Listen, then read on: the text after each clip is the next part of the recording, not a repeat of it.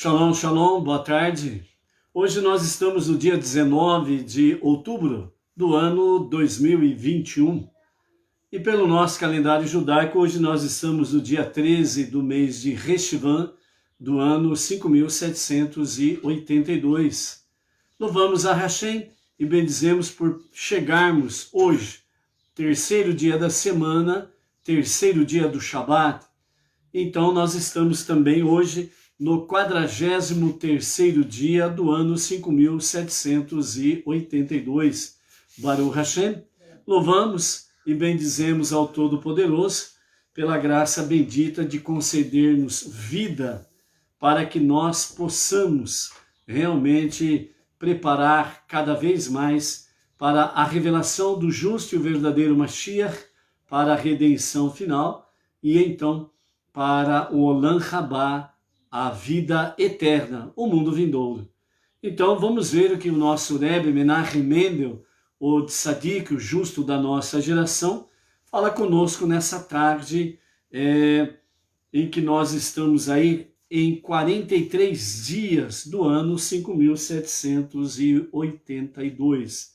Então o nosso Rebbe, ele nos fala assim, da seguinte forma: Deus não é a natureza, mas a natureza, ela é divina. Então, muitas vezes, por que essa palavra para dizer que Deus não é a natureza?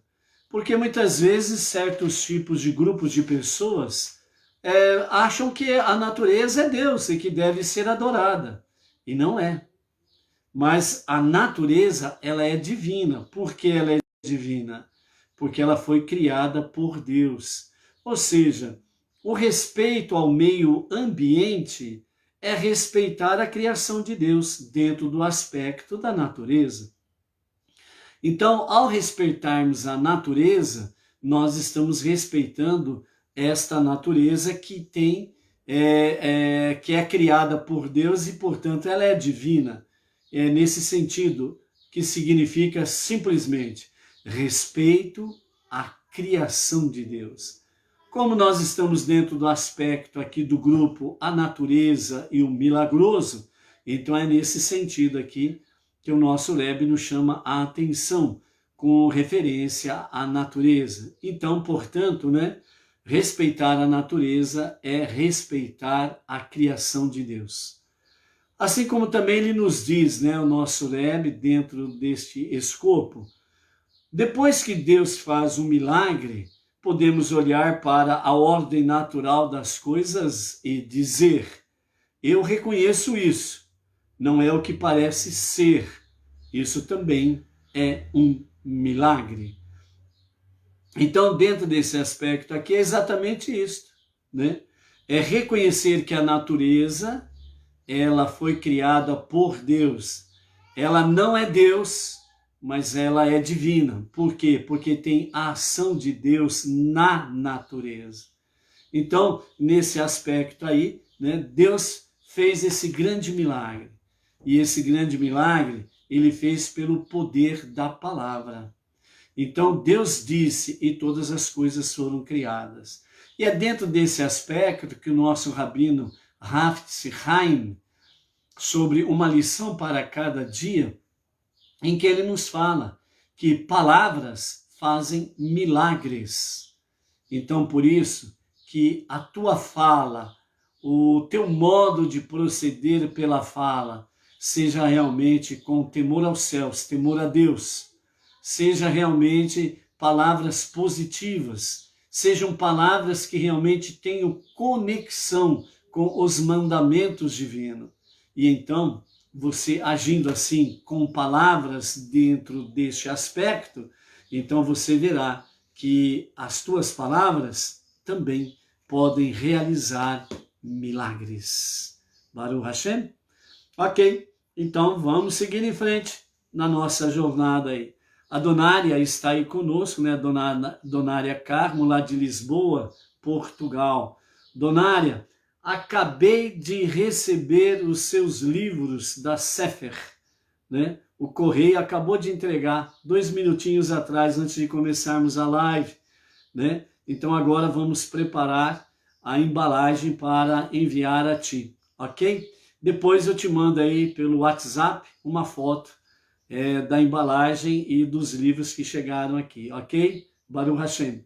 Então, pela misericórdia do Eterno, hoje, né, eu estarei de serviço, daqui a pouco eu entro de serviço no plantão noturno, a partir das 17 horas, vou até amanhã cedo. Então amanhã a gente providencia aí, né, o envio para você aí, ok? Baruch Hashem.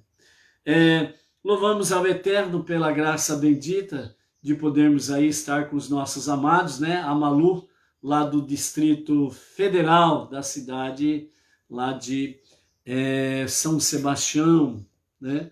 Baruch Hashem por isso. O Josélio Tavares, que é da cidade de Cachoeira, lá junto com a sua esposa Neuza, também sempre conectados conosco. Baruch Hashem por isso. Mais algumas pessoas aqui que nós podemos mencionar, né? Temos aí o Arnaldo Silva, o Claudemir Messias, lá de Goiânia, Goiás, o Ricardo Ferreira, de Matão, né? Aqui interior de São Paulo, né? Próximo de Bauru, um pulinho de nada, 140 quilômetros, né, Ricardo? Então, Baruch Hashem. O Anderson Herculano da Silva, lá de Campina Grande, Paraíba, né, que também está sempre conectado aí. A Vânia Ivonete, de Recife, né? A pessoa, né, que se identifica como fruto do conhecimento, né, da cidade de Bom Jesus do Itabapoana, lá do Rio de Janeiro. O Alex Sandro Cascarelli Figueiredo Marques, também do Rio de Janeiro.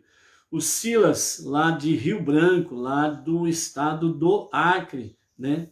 A Nayara Oliveira, também do Rio de Janeiro, né?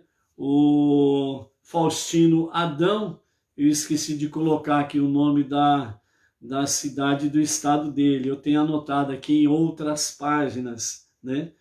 A Osair Leal, né? A de Feira do Santana, Bahia, Maria Isabel Gouveia, lá de Lucélia, né? O Felipe Costa, lá de Manaus, né? Baruch Hashem. O Elenilson Gomes da Silva, né? Novo Brasil, Rondônia, né? Que está sempre aí se conectando. O Agnaldo Mara Luz, a Aura Lisboa, seu esposo, o Ivan, lá de Belém do Pará, né? O Joel Silva, de Canoas, Rio Grande do Sul, o Emanuel, aqui de Bauru, a Adriana, também aqui de Avaré, nossa região, a Luciana Brizola, também de Avaré, né? O Antônio Carlos Vieira, Rio de Janeiro, a Janete Vargas, lá de Portão, do Rio Grande do Sul, né? O Júlio César e a esposa Jamiles e os filhos Itzahak, Aleph, e o filhinho que está no forninho, né?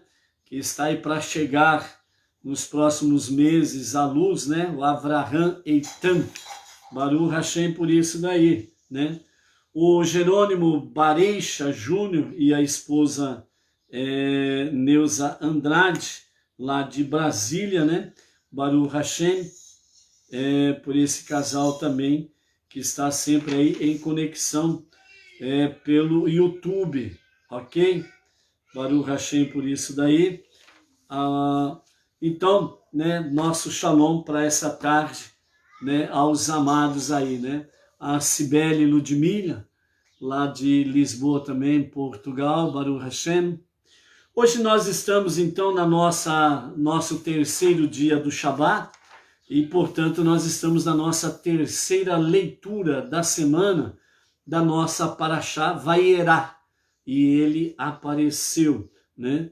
Depois da Brit Milá, né? Depois da circuncisão que Avraham realizou em obediência ao mandamento de Hashem. Então vem Vayera, e Deus lhe apareceu. E aqui na nossa terceira leitura de hoje, nós chegamos aí, né, depois que Avraham ele fez o seu papel como advogado de defesa em prol das 5 cidades das planícies, né, de Sodoma e Gomorra. E então, agora, né, Deus vai executar a sentença, tendo em vista que os argumentos de Avraham não se consolidaram, pois não havia 8 pessoas justas em cada cidade. Então, a partir do capítulo 19 até o verso 20, agora nós vamos na nossa terceira leitura, que fala sobre a destruição das cidades da planície, né? Então, as 5 cidades que estavam ali nas planícies, que tem como identificação exatamente, né, de Sodoma e Gomorra, né? Baruch Hashem por isso daí, ok? Então vamos lá com os comentários de Irash. Os 2 anjos caminharam tão lentamente que só chegaram a Sodoma à noite. Sodoma, onde Lot e a sua família moravam. A Torá aqui o chama de anjos e não de homens, porque Deus não fala nessa parte da narrativa, de modo que não há necessidade de indicar que, em relação ao Eterno, os anjos são tão mundanos quanto os homens. Então, Avraham estava acostumado a ser visitado tanto por anjos quanto por homens. Mas Lot não estava acostumado com isso. Então, eles continuaram na forma de seres humanos para chegarem até Lot. Ok? O Ebert Ben Noach, Shalom, Shalom, Ebert, coloca o nome da cidade para nós aí, o estado, ok? Baruch Hashem. E aí então, Lot estava sentado ao portão de Sodoma, ele fora designado naquele mesmo dia como juiz supremo e o tribunal localizava-se no portão da cidade. Além disso, ele estava à procura de hóspedes, pois Avraham, o seu tio, o ensinara a ser hospitaleiro. Embora Lot não fosse um dos fundadores de Sodoma, nem membro da elite local, seus habitantes reconheciam que, por ser parente de Avraham, ele seria o mais propenso a julgar com imparcialidade. Lot viu os 2 visitantes e levantou-se para saudá-los e prostrou-se.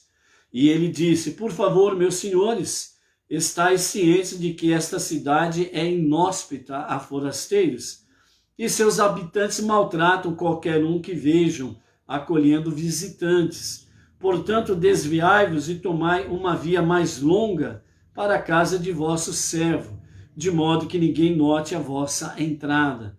Pernoitai, banhai vossos pés, e então acordai cedo e prossegui vosso caminho.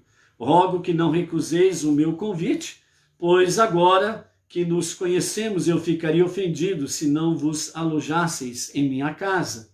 Diferentemente de Avraham, Lot não se preocupava com a possibilidade de que os hóspedes fossem pagãos adoradores de pó e trouxessem um objeto de culto idólatra para dentro de sua residência. Além disso, ele, na verdade, queria que os pés deles ficassem sujos, para que, se fosse descoberto e os acusassem de tê-los hospedado por vários dias, pelo menos parecesse que ele tinha acabado de chegar. Então eles responderam: não, pernoitaremos na praça da cidade. E então Lot suplicou-lhes veementemente, de forma que por fim concordaram. Viraram-se em uma direção e entraram em sua casa por uma via mais longa, como Lot pedia. Ele lhes fez um banquete, e porque era Pessach, e ele aprendera com o seu tio Avraham a observar os mandamentos que no futuro seriam dados ao povo judeu. Assou matzot para eles e comeram. Os anjos perguntaram a Lot sobre o povo de Sodoma e das outras 4 cidades. E Lot respondeu com sinceridade que eram pessoas más, porém, ao mesmo tempo, ele tentou apresentar desculpas para o comportamento inóspito daquela população. Ainda não se tinham deitado quando os moradores da cidade, os homens perversos de Sodoma, cercaram a casa de Lote, liderados pelos jovens e seguidos pelos mais velhos, todo o povo de toda parte. Embora estivesse claro que as pessoas se juntaram em volta da casa de Ló, tinham vindo com a intenção de fazer mal aos hóspedes. Ninguém na cidade inteira protestou, ou seja, todos eram coniventes. Quando clamaram a Lote, melhor dizendo, e disseram-lhe: onde estão os homens que vieram a ti esta noite? Faze-os sair para nós, para que os homens entre nós possamos conhecê-los carnalmente. Lote saiu a eles à entrada e fechou a porta atrás de si. E ele disse: rogo-vos, meus irmãos, não cometais tal maldade. Eis que tenho 2 filhas que jamais conheceram um homem carnalmente. Eu as farei sair para vós e fazei com elas o que quiserdes, mas não façais nada a esses homens, pois se abrigaram sob o meu teto, e sou, portanto, responsável pela sua segurança. Essa atitude de Lote foi dado a ele como mérito, né? Então, Lote teve mérito aqui nesta sua ação. Mas aqueles homens, desde o mais novo até o mais velho, disseram a Lote: sai da frente, não estamos interessados em tuas filhas, nós queremos os hóspedes. Então disseram uns aos outros: vede, ele quer proteger os forasteiros, mas ele mesmo é um estranho entre nós. Esse chegou aqui como residente temporário e agora se arvora um juiz para reprovar-vos? Voltaram-se para ele e disseram: agora faremos mais mal a ti do que a eles. E apertaram com força o homem Lote e avançaram para arrombar a porta. Então os homens, os anjos, que estavam do lado de dentro da casa, estenderam as mãos, puxaram Lote para dentro de casa e fecharam a porta. E eles, os anjos, milagrosamente infligiram cegueira às pessoas que estavam à entrada da casa. Primeiro aos jovens, pois eram eles os instigadores. E em seguida os velhos, de modo que as pessoas tentavam em vão encontrar a entrada, né? Então, comentando até aqui rapidamente, ok? Nós vemos aí os anjos em forma de homem chegam, Lote abriga-os, mas sempre tem um abelhudo que vê, e sempre tem um abelhudo que vê e que é fofoqueiro, e já sai fofocando para todo mundo. É aquele tipo de pessoa que gosta de praticar lachon rará, né? Maledicência, fofoca, disque, né? Colocar uma pessoa contra a outra ou pessoas contra a outra. No caso específico aqui, colocou a cidade toda contra Lote, porque era proibido hospedar pessoas. Mas Lote, como aprendeu muito bem com seu tio Avraham, então ele hospedou esses estrangeiros. E isso foi contado para Lote como mérito, ok? Então, dessa forma aí, nós vemos aí que Lote, quando a sua casa é cercada, e desde os mais novos homens até os mais velhos, cercaram a casa de Lote e falaram para ele que colocar, né, os hóspedes para fora, porque eles queriam conhecê-los, né, carnalmente, né?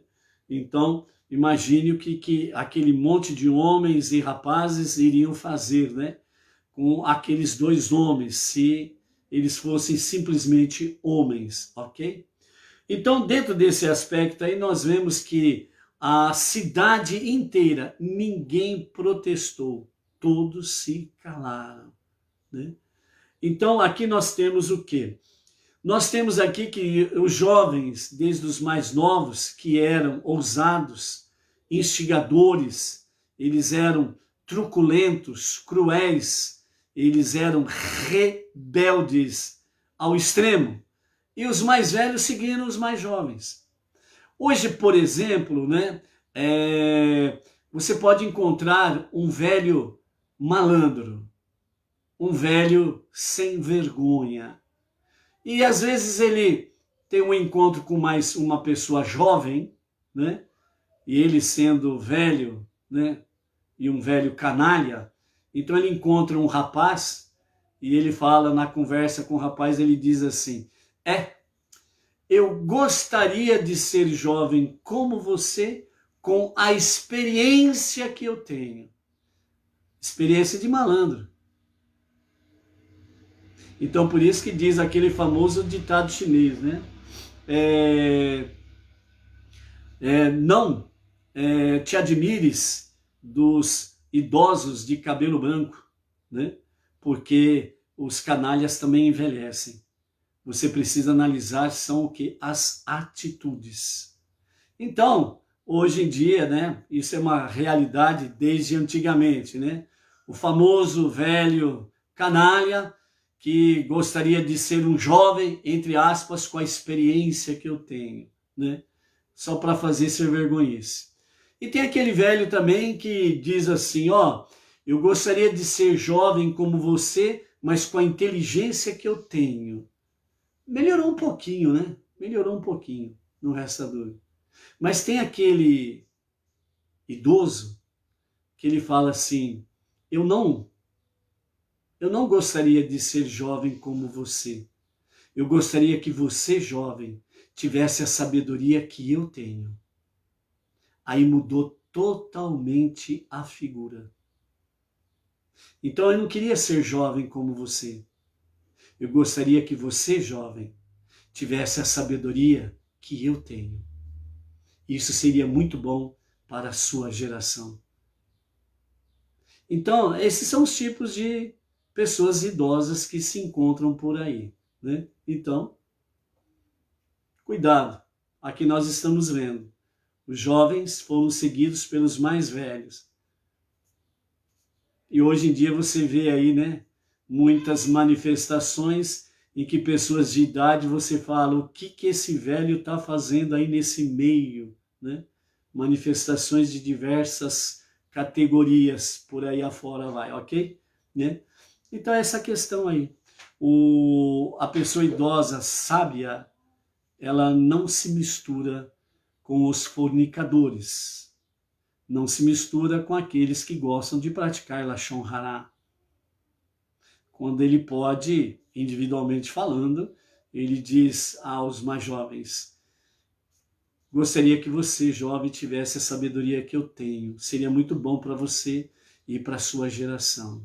Ponto. Ok? Então, vamos em frente.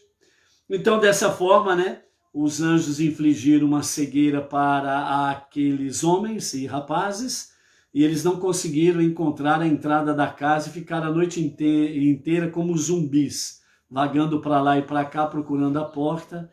Imagine o que eles falavam, as palavras que eles pronunciavam, né? Imagine um monte de Lashon Hará e mais outras coisas que falavam, né?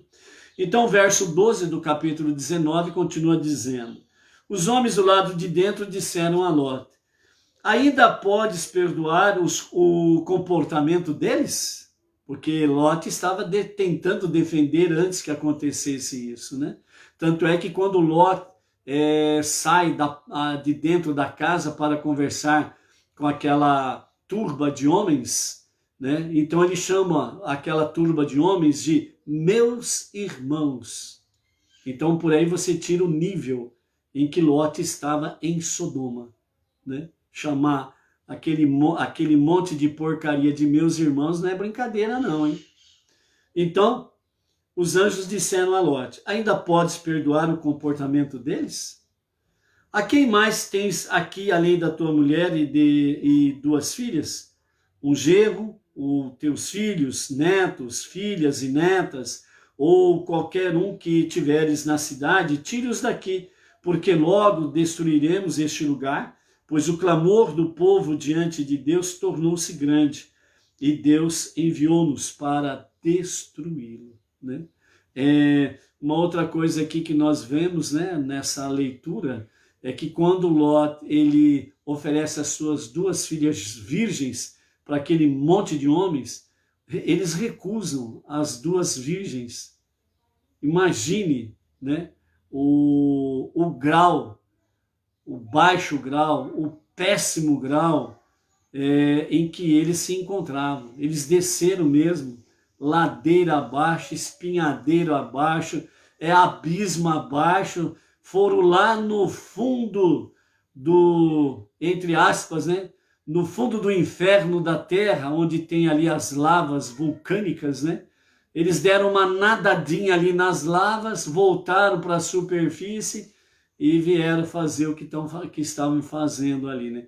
Infelizmente, tem muitos filhos dos cidadãos de Sodoma e Gomorra esparramados para tudo quanto é lado, né? Então, realmente é preocupante estas coisas aí, né? Diz aquele velho ditado, né? Cachorro que rejeita osso, pau nele, né? Então é uma realidade. Aqueles homens rejeitaram as duas virgens. Eles queriam, era aqueles homens. A perversidade sexual a que chegaram. Então, dessa forma aí, Lote tinha duas filhas casadas, que residiam em outra parte da cidade, e duas filhas noivas, que eram que estavam dentro da casa, as virgens. Ele saiu e falou aos seus genros e aos noivos de suas filhas, que estavam fora da sua casa ali, e disseram para eles: levantai-vos e deixai este lugar, pois Deus logo destruirá a cidade. Mas aos olhos de seus genros e dos noivos de suas filhas, pareceu que ele estivesse gracejando. Embora tivessem chegado a noite anterior, os anjos esperaram até o amanhecer para salvar Ló, a sua esposa e as suas duas filhas virgens, para tirá-los da cidade, porque não seria seguro que eles viajassem à noite. Então, quando raiava o dia, os anjos apressaram Ló e dizendo: levanta, toma tua mulher e tuas duas filhas que estão aqui, para que não sejas destruído por causa do pecado da cidade. Porém, ele se demorou a fim de salvar o que pudesse de seus bens, porque Lote era muito, mas muito rico, né? Ele era milionário. Assim, em nome da compaixão que Deus sentia dele, os homens agarraram pela mão a ele, a sua mulher, as suas duas filhas, e conduziram-nos para fora e os deixaram nos arrebaldes da cidade. Depois que os conduziram para fora, o anjo incumbido da missão de salvar Ló e a sua família disse: esquece teus bens, corre por tua vida, não olhes para trás, nem pares em nenhum lugar da planície, pois mereces ser aniquilado também quanto a eles. E só pelo mérito de Avraham que está sendo salvo. Então não é apropriado que assistas à destruição deles. Foge para Avraham, que está habitando os montes, para que não sejas destruído. Lote disse a eles: ó Deus, não! Teu servo foi favorecido por ti, e com a benevolência copiosa que me demonstraste, tu salvaste a minha vida, mas não posso escapar para o monte, ou seja, onde Avraham mora, para que o mal, um estigma, não me pegue e eu seja julgado indigno de viver e morra. Fui considerado justo em comparação com os habitantes de Sodoma, mas seria considerado um pecador relativamente com relação a Avraham. Por favor, há aquela cidade denominada Bela, que foi fundada mais recentemente, um ano do seu fundamento, né? Que as outras 4 cidades da planície, fundadas no ano da dispersão. Trata-se, portanto, de um lugar conveniente para fugir até lá, pois ela está um pouco menos arraigada no pecado do que as outras 4 cidades, e ainda não merece ser destruída. Deixa-me escapar para lá,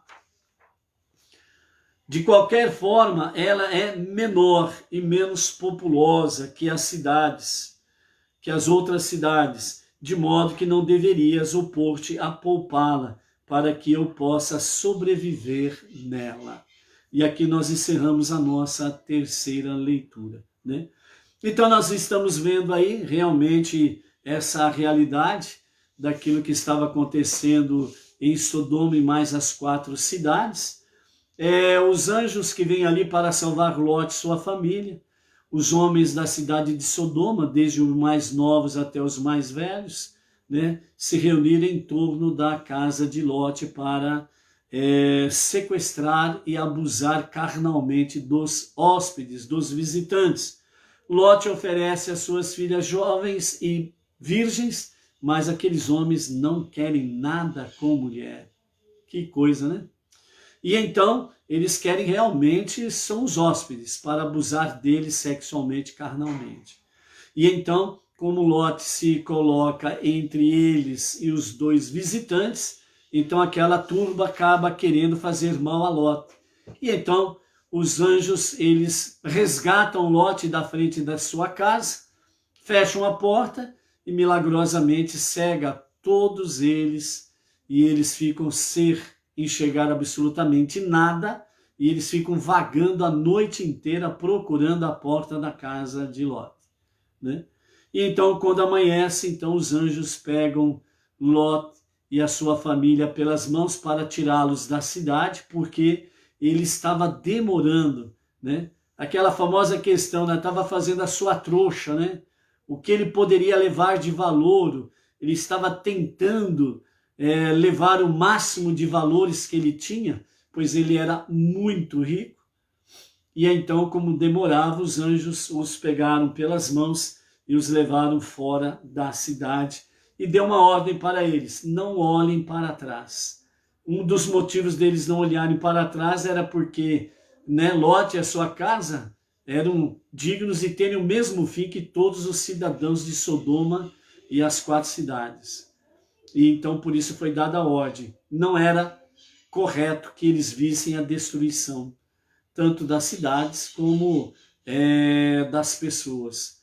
E então, né, Ló ele faz um apelo naquele momento para que ele possa fugir para a cidade de Bela, né, que é Tsoar, né, a 5ª cidade que tinha sido fundada há questão de 1 ano, e portanto ela estava não arraigada ao pecado como as outras 4 cidades que eram bem mais antigas. Então Ló faz um apelo, ele suplica pela misericórdia do soberano, e então lhe é permitido com que realmente ele possa fugir, né, para aquela cidade. Porque ele rejeitou subir para o monte, né, quando foi dada a ele a ordem, né, suba para o monte. Aqui estava se referindo a Abraão. Temos aí, né, Salmos que fala sobre os montes e as montanhas, né? Os profetas chegam a citar algo semelhante também. Então os nossos sábios falam que os montes se referem aos patriarcas e as montanhas referem-se às matriarcas, né? Então significa lugar elevado de santidade e espiritualmente muito elevado, e também, né, significa exemplo de vida, de submissão à vontade divina. Então, por isso que fala subir aos montes e às montanhas, ok? Mas aí, Ló, ele argumentando com os anjos, ele diz, em comparação aos cidadãos de Sodoma, eu fui considerado justo. Mas em comparação a Abraão, o meu tio, eu vou ser comparado como um pecador e eu poderei morrer. Então eu não posso ir para o monte, ou seja, eu não posso voltar junto ao meu tio Abraão. Então nesse apelo, e de fato foi um ótimo argumento, né, devido realmente à situação pecaminosa de Ló. Se ele chegasse próximo de Abraão, ele poderia de fato morrer por causa da santidade de Abraão. Então lhe é dado a permissão para fugir para a cidade de Tsoar, Bela, né? E então vamos ver o que acontece na sequência amanhã, né? Nessa sua fuga, nesse sentido todo aí, ok? Então, para nós, né, amados, quando aqui temos o verso 17, onde o mensageiro diz para Ló, depois que conduziu para fora da cidade, então ele disse, esquece teus bens, comentários de Irash, e a Torá escrita traz bem expressa, corre por tua vida e não olhes para trás, nem pares em nenhum lugar da planície. Então a mensagem que fica para nós aqui no encerramento da nossa live é uma mensagem atual para cada um de nós. Corre pela tua vida. Não olhes para trás e nem te detenhas no seu caminhar. Ou seja, a partir do momento que nós começamos a trilhar o caminho monoteísta, então a ordem é a mesma. Corre por tua vida. Não é para seres um preguiçoso. Não é para agires como uma preguiça. Corres, né? Corre por tua vida. Esta jornada é uma jornada para correr. Não é uma jornada para andar como o bicho preguiça. Não é para estacionar. Não é para se deter por causa dos teus bens. Mas eu tenho isso, eu tenho aquilo. Não te detenhas por causa dos teus bens e corre pela tua vida, por tua vida. Esta jornada, ela está conectada à tua vida eterna. E se você escolher mal, você poderá afetar toda a sua vida eterna. Ou seja, corre pela tua vida, não olhes para trás. Ou seja, da onde você saiu, não olhe para trás. Não olhe para trás. Diz o profeta que de onde você saiu, que você não volte para lá, mas os que estão lá, que venham para onde você está. Então, por isso, a tua vida, a tua conduta, a tua atitude é o que vai falar mais forte para aqueles que te conhecem, para aqueles que te veem, para aqueles que viram aonde você estava e aonde você está. Corra por tua vida, não olhes para trás, não tenhas saudades de onde você veio, não tenhas nenhum tipo de amarra de onde vieste. Corra por tua vida, não olhes para trás e nem te detenhas no caminho. É em frente, é em marcha. Porque aqui você já sabe, se você continuar, você tem a redenção final e o Olam Rabá, o mundo vindouro, a vida eterna. Você parar, isso fica distante de você. Se você olhar para trás, isso fará com que você perca o horizonte, o seu norte. Fará com que você perca o seu alvo, o seu objetivo de chegar à vida eterna. Então, a ordem é esta. Não corra, aliás, corra por tua vida, não olhes para trás, não te detenhas na tua jornada.